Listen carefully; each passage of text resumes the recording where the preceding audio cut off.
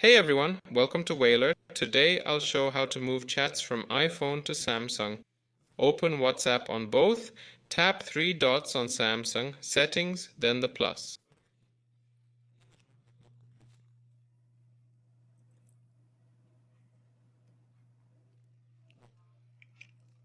At the bottom, you'll see Add Account.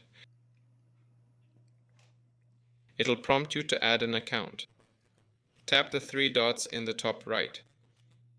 Tap Accept and Continue. Yes, now tap the top right dots, Add Device. Here's our QR code. On iPhone, tap QR code, Scan, and scan it.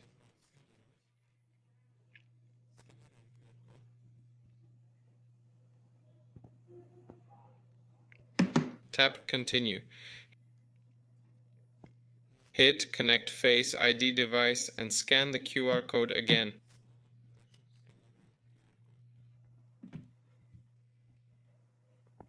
Now the chats are loading.